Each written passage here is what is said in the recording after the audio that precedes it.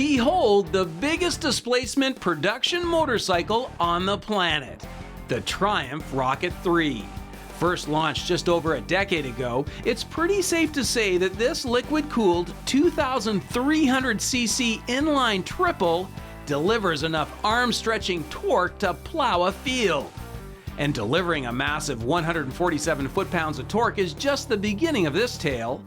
Everything about the Rocket 3 is big. After all, it takes a lot to leave Earth's gravitational pull.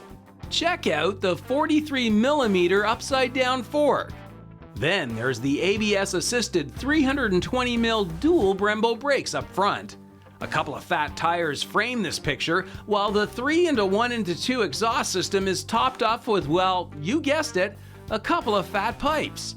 It all works for me, but being big and beefy on paper is one thing. One has to wonder how being the world's heavyweight displacement champ works outside the ring. Well, here now is guest road tester and Honda Valkyrie owner, Dave Fox, with the tale of the tape.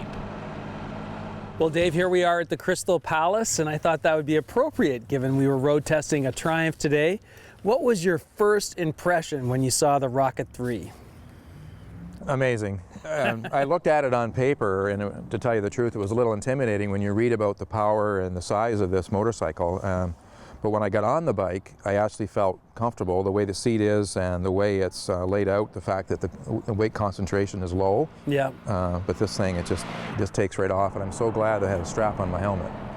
Yeah, there is certainly a lot of pull. Let's talk a little bit more about the motor. It's an inline 3. I was surprised at how smooth it was. I was expecting, I don't know, just something lumpier in terms of being inline, but it's very smooth and wickedly fast.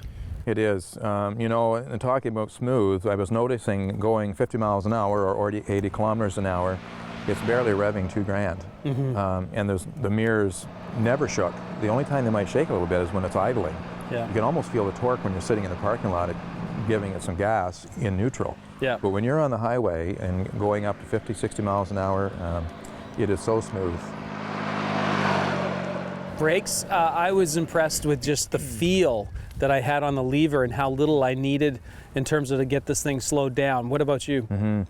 Because of all the weight, you're always conscious about how quickly you can stop the bike, and you're right.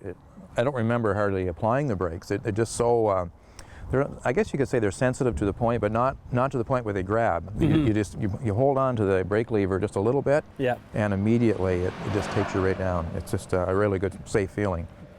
Let's talk about the riding position. For me, what really stood out was the saddle. It was incredibly comfortable and yet cut away enough that I could touch the ground easily. What did you think of the riding position? Being shorter than you, I always pay attention to that. My feet were able to touch the ground, not flat-footed, but were able to touch the ground. Seat is extremely comfortable. There's room to move as you're riding. You can slide back and forth a little bit. Yeah. In fact, with the power, I'm just glad that there's nothing slippery on the seat, because you would definitely slide on the seat if you weren't holding on. Yeah. So overall riding position is very comfortable. What did you think of the fit and finish? I love the stripes. What did you think about the chrome and the paint, just the finish? I think it's very, very well done. It's got a great shine to it. In fact, we were riding this morning on rainy, wet roads, and we were commenting on the fact that the bike didn't even look that dirty. So whether it has a good wax job on it or not, I'm not sure why that is. But the finish of everything, even some of a little bit of plastic they have on, there's lots of metal on here. They've actually had the floorboards for the passenger on the back. So they've put a lot of nice touches to it. Who should we be recommending this bike to? Definitely not a beginning rider. Again, for the reasons we mentioned, for the power and the weight. I'd say anyone who likes to cruise. There is a touring model of this same bike where you can get bags and so on. So for someone who wants to go on a tour on a long distance, I think it would be great on a long distance ride. Yeah. It would also be fun on short distance rides. If you're someone who likes to cruise Main Street wherever you live and show off a little bit and be the talk of the town in the parking lot, it's the kind of bike for someone who loves the cruising style motorcycle. Yeah. So, is it a rocket? Does it live up to its name? It's definitely a rocket. We were talking earlier, we wonder, when you look at it, it doesn't look like a rocket because, as you said, rockets are slim. This has the power of the rocket, but it's a beast.